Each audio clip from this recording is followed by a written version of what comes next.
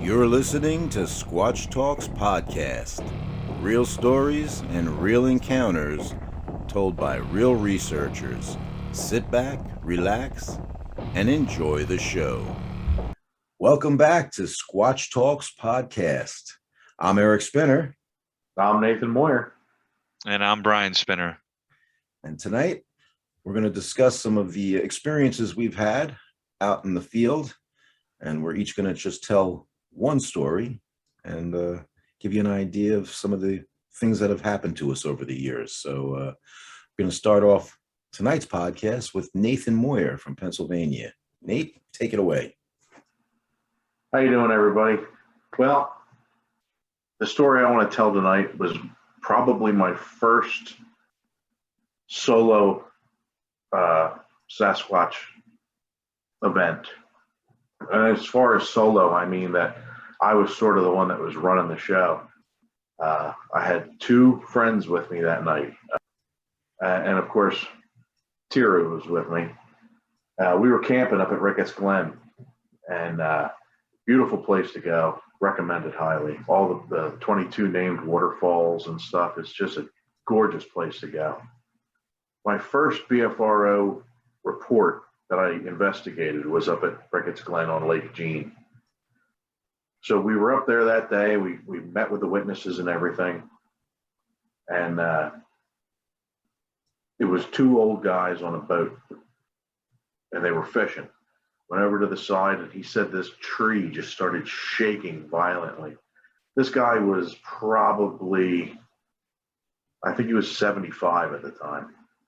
So there was like no reason he was shaken. This was a couple of years ago at that point.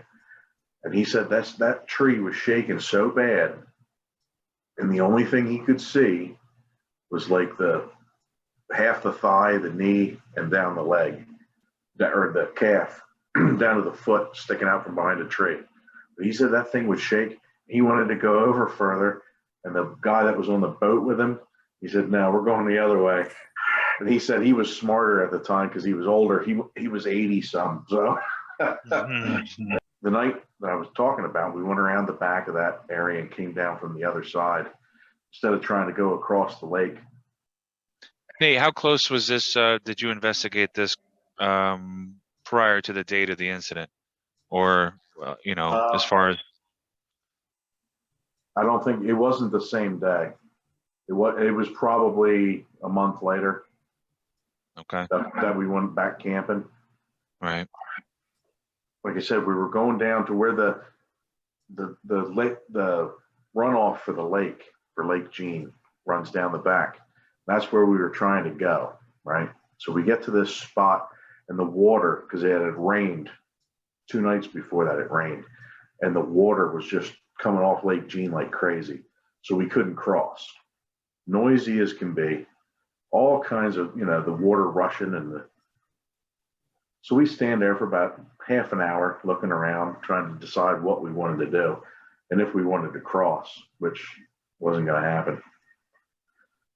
So as we turn around and we're walking back, Tira had seen a rectangular white light out in the distance, and didn't think a whole lot of it other than we thought, well, maybe somebody's coming this way with car, headlights, whatever.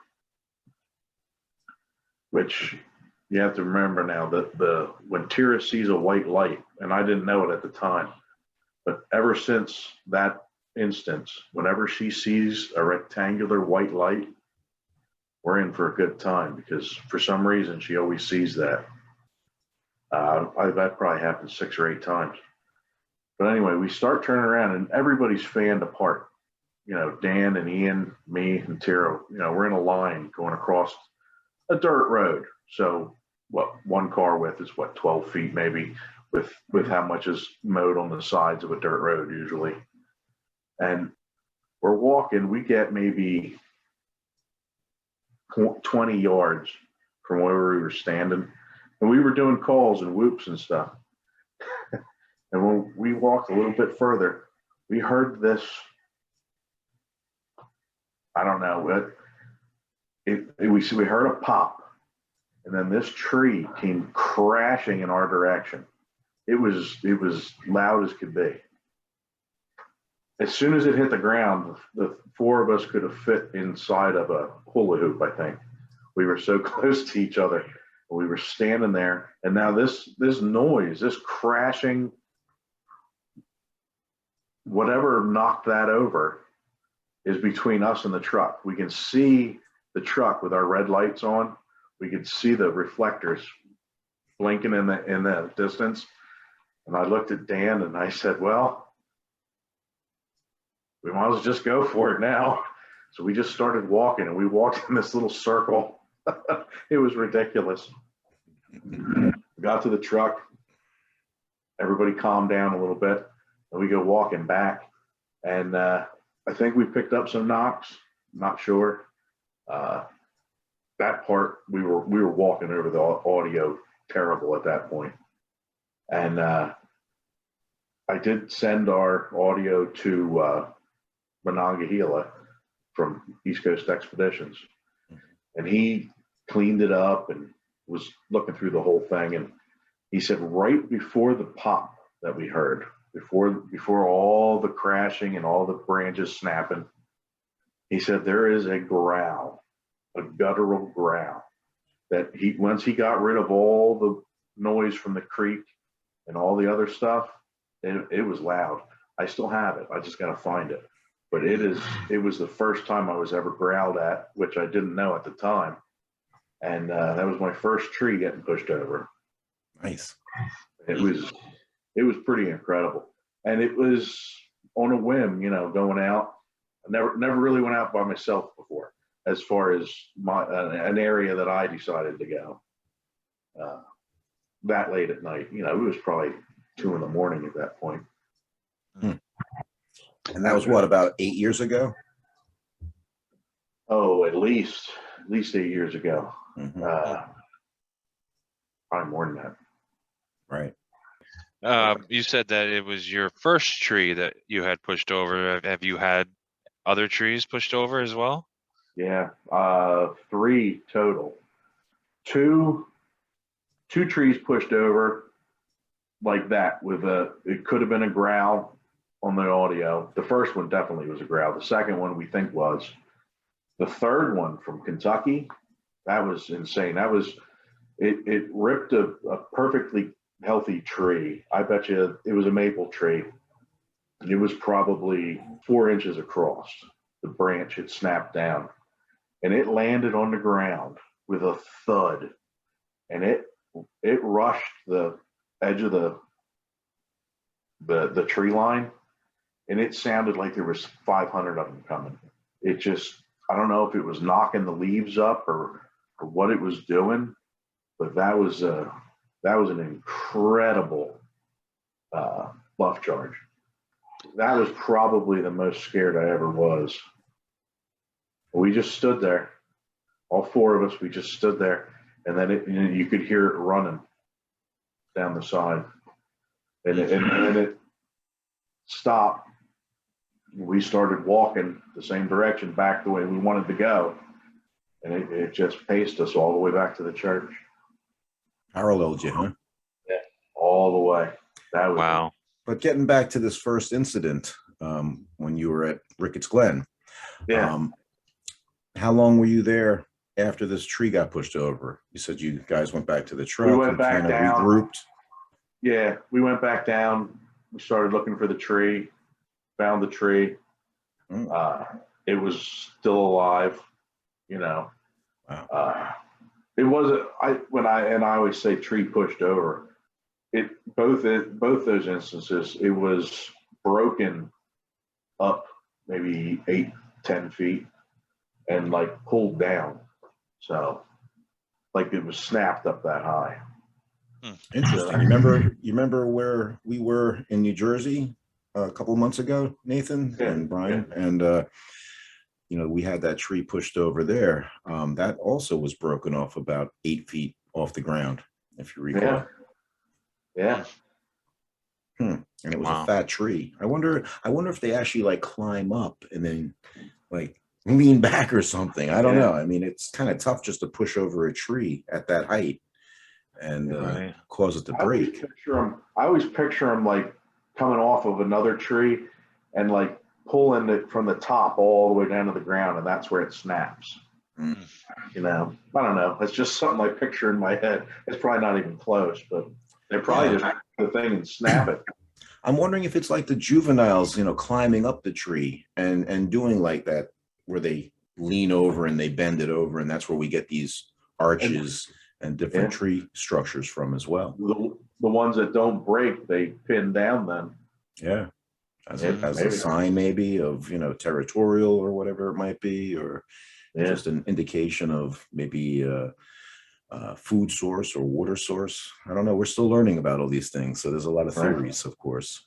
Well, that goes to the Native Americans did that. That if they had a decent trail and they would find a water source, they would start manipulating saplings Hmm. into different And bend shapes, it. Hmm. bend it into different shapes that meant different things. And that's why you have trees that'll go up maybe 4 foot and go across maybe 3 foot and then go straight up because they Right. manipulate them as saplings to do that. As directional markers. Right. Yeah. Yeah. And you never know. They learned it from that. Are Sasquatch intelligent enough to know to do those types of things? We don't know. Right. Right. But I do feel they have a higher intelligence than just an ape or a chimpanzee, that sort of thing. Mhm. Very interesting. That's a great And that's a great tale. the correlation between the two is something else too that you can't ignore. The fact that we find these tree manipulations done by the Sasquatch and Native Americans used to do the exact same thing. So I just think it's pretty fascinating.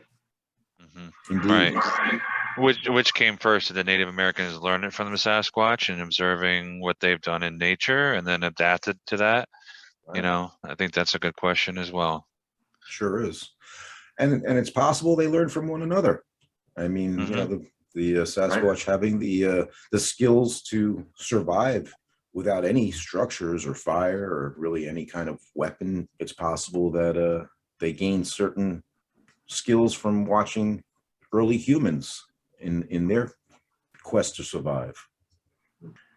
All right, I'm gonna send it over to Brian, and he's gonna tell us one of his first encounters out in the forest.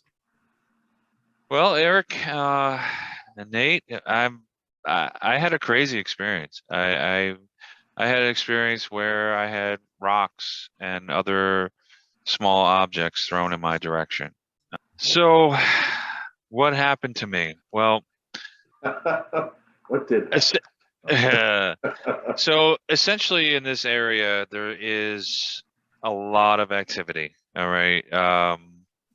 I've heard a little bit about it prior to my experience there, and which happened in 2011. So the backdrop to the story was, this area of research that I have. There's numerous stories coming out of here. Multiple Class A road cross sightings, bipedal footfalls. This is a lake that I grew up walking around. A lot of time spent in this area, right? Before I even knew of any reports or anything. So I had some friends that were hiking in the daytime, and they had come across an area that produced a really wicked odor. It smelled like decomposing flesh and, wet animal and swamp mud all mixed together. Nice. Okay. Yes. So as they're hiking, this smell kind of follows them a little bit and then dissipates. But what they noticed next is that they were being paralleled in the woods. What seemingly from all angles, from the right, left, and from the rear. They were walking and they noticed as if they stopped, the sound would stop, like right after. So they felt like they were being stalked, basically. So they were kind of walking fast. And at one point, they stopped so that one of my friends could tie his shoe. And as he did that, he heard a rock hit the tree right next to him and fall to the ground. He looked in the direction of where he thought it had come from, and he said he saw what he thought was a large gray gorilla briefly. And he kind of saw it, and then he looked over to his sister and he said, you know, did you see that? Hey, look over here. And when he looked back, he could not see it any longer. At that point, he was pretty freaked out, made her freaked out a bit, and they hightailed it off this trail and left. So they came home and they told me about this. And at the time, I had been a researcher for a couple years with the BFRO, and I was really excited. These are all telltale signs, the smell, the stalking behavior, the throwing of objects, and then an actual Class A of something briefly in an area where there has been so much reported activity that I will get into in future podcasts as well. So basically what happened was, at that point, we went back there at 1 o'clock in the morning, and all three of us, and we walked into the woods, into the beginning part of this trail, and we hiked for a little bit. On the way in, we were hearing some movement. Wasn't sure really, couldn't really tell what it was. And we got to a certain point on the trail and we just stopped, and we were looking around and, just observing in the dark. And I did have a night vision monocular with me, and I went to use it and I couldn't get it to work. I was so excited. Right. I'm looking at it. I didn't want to mess with it, at the time, and You take the lens cap off. Take out of the take away from the experience, But as it turns out, that's funny, because it turned out to be that there was a cap on the lens that I just didn't detect at the time. Yeah. Common mistake. We've all done it. We've all done it. Come on. Yes. That's the Squatch curse. It is the Squatch curse. So at that point, you asked me how my friends, reacted. They were scared. They wanted to get out of there, and I told them, hey, this is why we're here. Exactly. Right. You signed up for this, and here we are. And this is something's happening to us, let's try to experience it, Right. And the fear did not subside on their end. She was scared and she wanted to go. And, of course, this is how it goes. Yeah, exactly. This is how it goes in Bigfooting. We're here to have this type of experience. And now that we're having it, the fear has set in, right?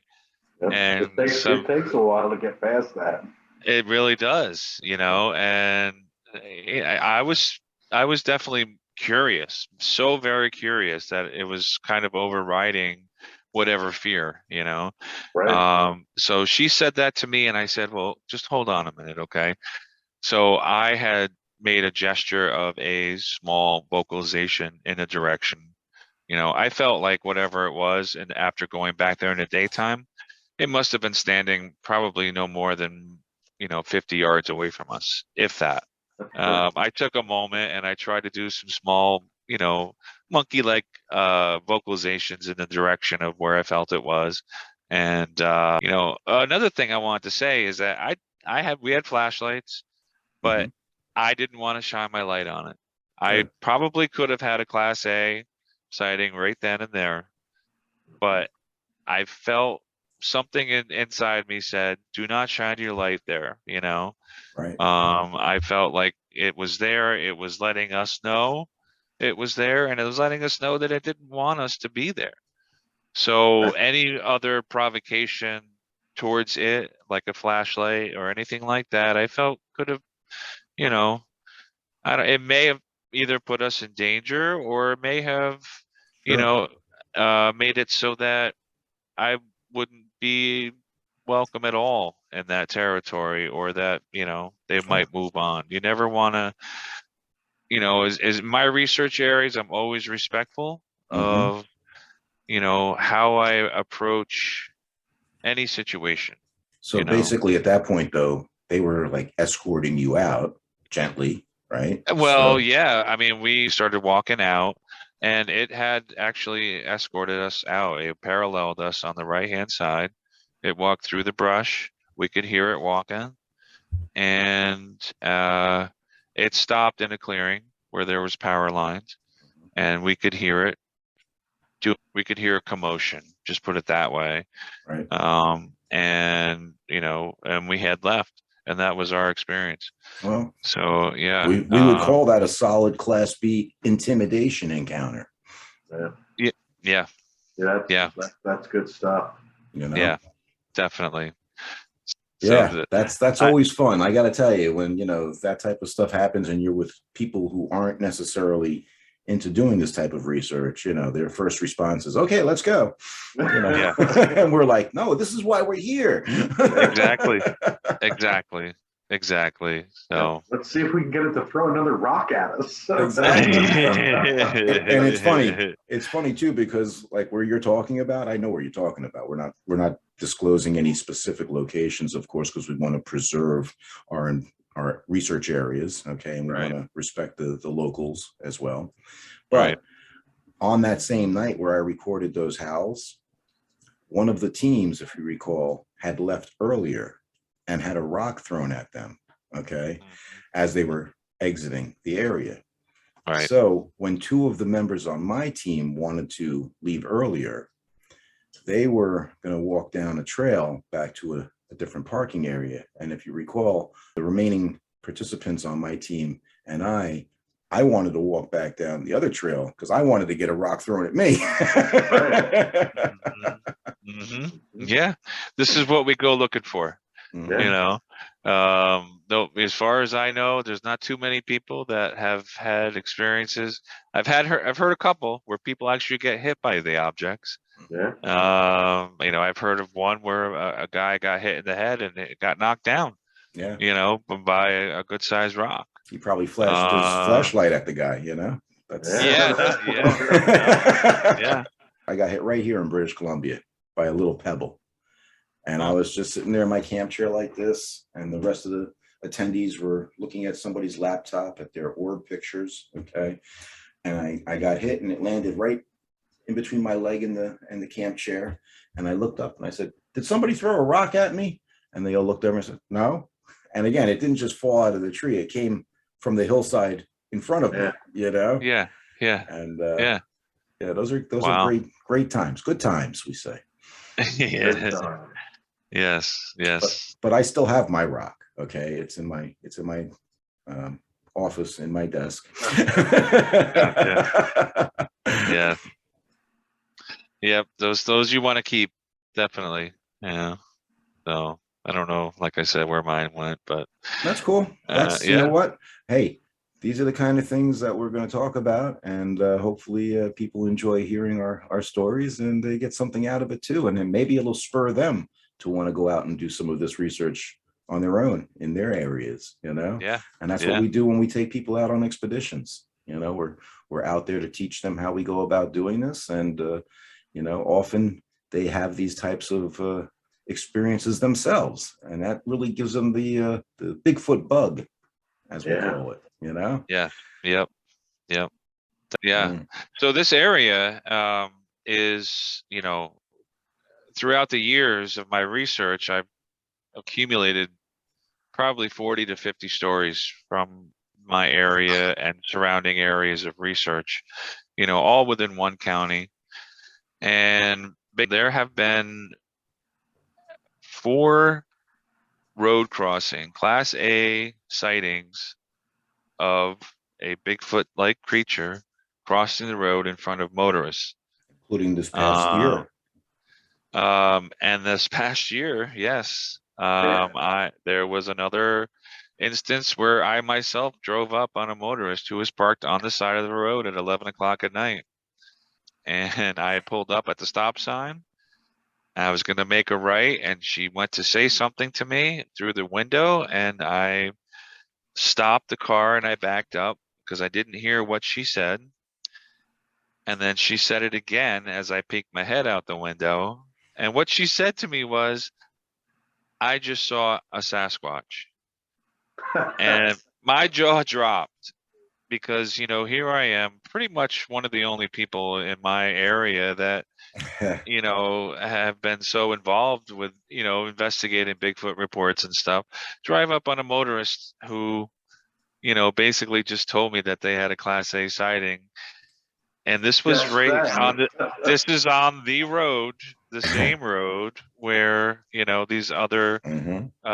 motorists, you know, have reported seeing one cross the road as well. So And instead of saying, "Hey, I'm Brian, I'm with the BFRO, can I speak to you about this?" He decides just to pull up alongside or behind her, and she's like, she yeah, tears out like a bat out of hell because she's I like, "Who didn't is know this what to guy?" do at the time. Exactly. Exactly. I Blew his went to pull my chance. truck. Yes, I went to pull my truck over to her so that I could talk to her. And I guess she just got freaked out and took off.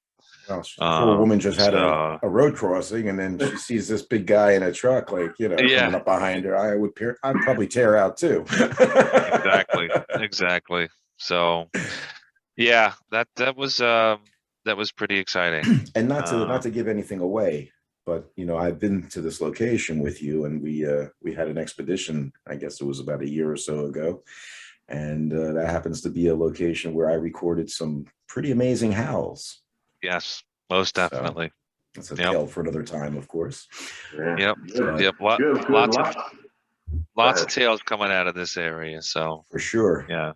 Yep. You've Cool. got some good But luck. yeah, definitely. And at this point, you know, I'm gonna hand it back over to you, Eric. You know, let's hear about one of Well, your stories here. I had chosen a encounter that I had on my first expedition in Pennsylvania. Actually, that really piqued my interest in this whole thing. I was, of course, on BFRO in 2008 in northwestern PA, and we had been there a few days. The expedition actually was over, and Todd and I decided to spend an extra night at a location at a campsite where the group who had been there on Friday night had a Class A thermal sighting.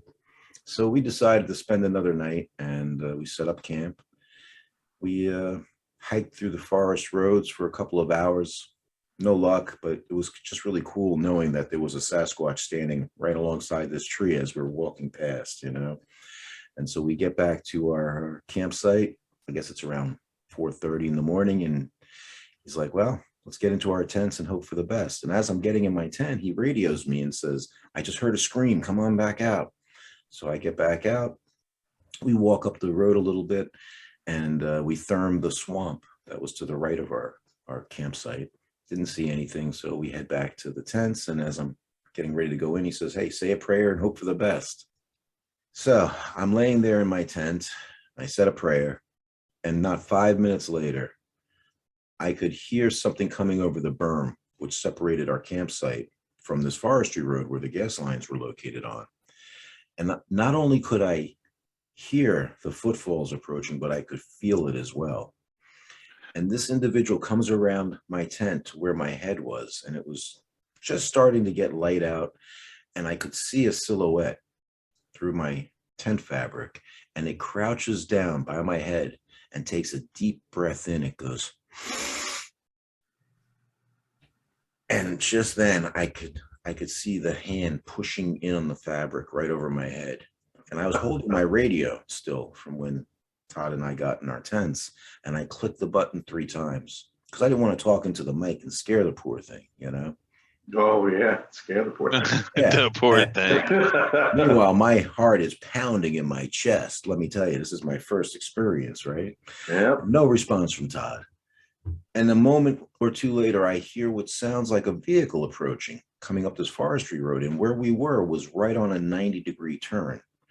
And so just before, and it was still dark, mind you, but just before this vehicle would have rounded the bend and its headlights would have illuminated this individual, it tore off through the center of camp, over the fire ring and into the bushes and forest beyond the camp. And I could hear it crashing into brush. And it definitely sounded bipedal. It did not sound like a deer or a quadrupedal animal. Okay. Right. And I click my radio again 3 times, nothing, no response. Another couple of moments go by, and I think I hear what sounds like equipment starting up. So I thought, oh, it was a worker coming in to work on the gas lines, right? Turns out we investigated later on and discovered a switching station down the road. So it was probably just that kicking in, okay? Mm-hmm. After I heard that sound, though, I finally get a response from Todd on his radio. He says, "Hey, you all right over there?"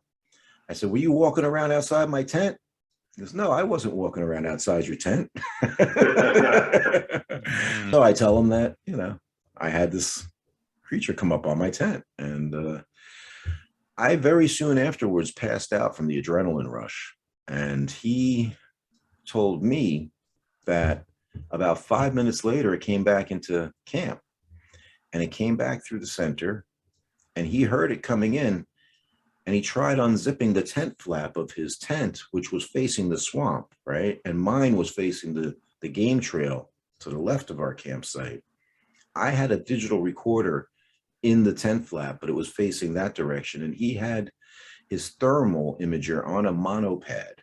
And he tried to unzip the tent enough so he could get it out and record it coming through the campsite.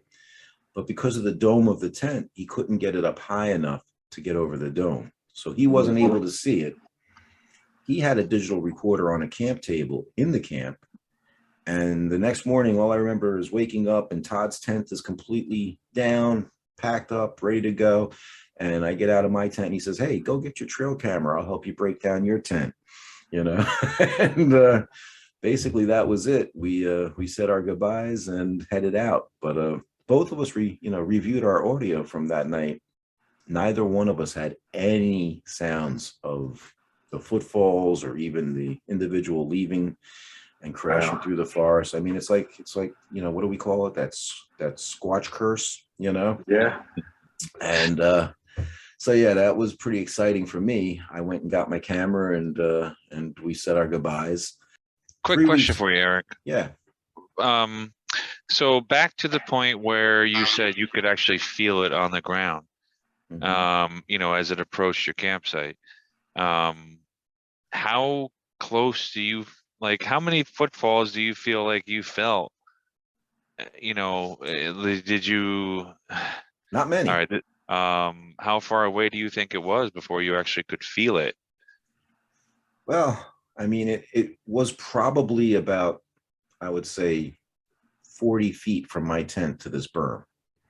Okay. And really, there wasn't more than 3 or 4 footsteps. So you feel like it was in motion, like it was taking long strides, basically, is what you're thinking?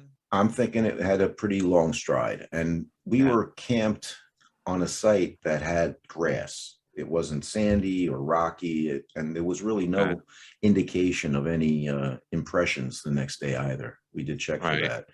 Right. But yeah, it didn't take many steps to get to me, that's for sure. I seem to recall maybe 4 footfalls coming towards me. And then, I said, it was already around to the front of where my head was resting. Okay. And I'm like laying there going, really? Is this happening? This is my first expedition. I mean, I know we're in the location where the Jacobs creature trail camera pictures were taken. So I was already starting to get the racing heartbeat, going. And like I said, I clicked on the radio button to try to get Todd's attention. And literally, like moments later, that's when the hand started pushing on my tent fabric. And obviously, if it was a bear, it would have just torn the fabric because of the claws. Yeah. Now, you said you could see a shadow, a silhouette, based on the silhouette, kind of. Now, were you able to make out features in the silhouette as far as no. Arms, legs, head, anything? You just kind of saw like a dark shadow? I just saw the basic upper torso kind of, silhouette, because like I said, it was really right in between. The moon had just set and the sun was about to come up. It was actually at like 10:05 in the morning. Yeah. Okay. All right. Was it kind of like the top of the Squatch on your movie poster here? Yeah. Like the Very top of similar, that. very similar actually. But again, just mainly the upper torso, Right. because Yeah. keep in mind, I'm laying there on my back, you know, and Right. and again, I was new to all of this, so that was quite a first experience for me.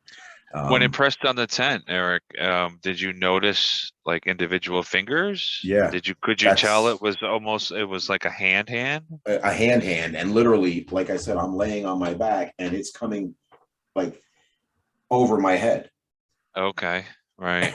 And then I don't know what, I guess that's when I heard the sound of the vehicle approaching. So it pulled its hand back and it stood up and tore off through camp. And you could hear boom, boom, boom into the brush. That's amazing. It How was did you were you able to tell about how many digits there were pushing in on the tent fabric? it looked like a hand.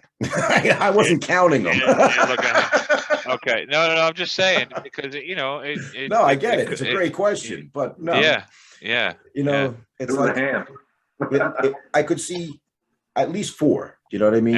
At least Yeah, four, at right? least four, Right. because I know that they were long too. And that's really the thing that got me, is like, I Yeah, couldn't believe that this thing actually was pressing in on the tent fabric. That just yeah, blew me away. And like I said, right, I, right. being from New York originally, I didn't do much camping, in Long Island. And so I was not accustomed to the forest at that point. And I got a real quick education. Yeah, yeah. Well, there's other reports, and I've seen them on TV, especially I think they're finding Bigfoot. Remember a couple of the witnesses I do, reported the yeah. same type of encounter. Even Yeah. that movie Willow Creek, there's a section or a segment in there where him and his girlfriend are in their tent and they're Oh hearing yeah, things outside the tent. And every time I've seen that, it gives me PTSD from this experience. Okay. yeah, yeah. And a future story that I'll tell, it happened on your expedition, Brian, in October of 2020 up in New York, where in the early morning hours, another creature came to visit my tent, and I'm listening to an episode of Dixie Cryptid in one ear about Dogman, and across the road from our base camp, I hear an owl hooting on the ridge, right? And I'm laying there on my cot, and my phone is on a cradle, and it's illuminating me, and the fire's still going on my right, and this creature comes in on my left from that forest that we had behind our tents. Yep. And if you recall, I pull out the earbud and I'm like, I'll just pretend I'm sleeping. And of course, then the fire's illuminating me and my phone's illuminating me. So I reached over and I just knocked the phone over, so it's no longer illuminating me. And I'm like, well, hey, you know what? If this is my time to go, at least I'm going to die doing something I love. And I rolled over and went to sleep. Yeah.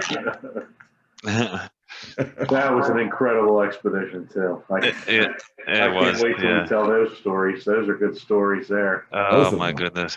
Yeah, Mhm. definitely. A lot of evidence from that, to present And from that expedition. that was the early morning after my team had been at the same location you talked Mhm. about, where I recorded after doing Samurai Chatter.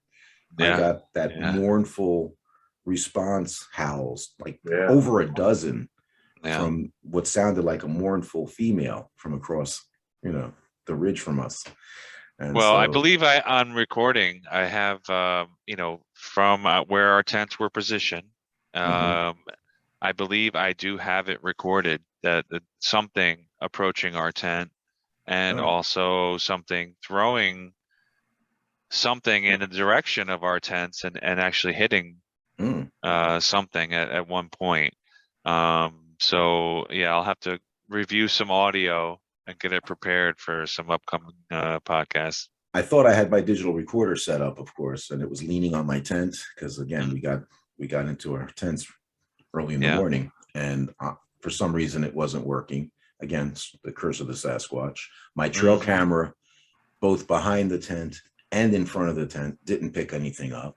I mean, I Right. don't get it. It just Yeah. amazes me. Yeah. Those are some great stories, I think, to kick off the second podcast episode, and hopefully the viewers will find that interesting, and the you'll stay tuned for more of our exciting stories told by real researchers, real encounters, and real stories from our episodes and encounters in the forest with Sasquatch. So let's wrap it up there. Thanks for listening. Thanks, everybody. All right, you guys take care. Thanks for checking out this episode of Squatch Talks Podcast. Don't forget to subscribe, follow, and give us a like, and stay tuned for more exciting stories on Squatch Talks.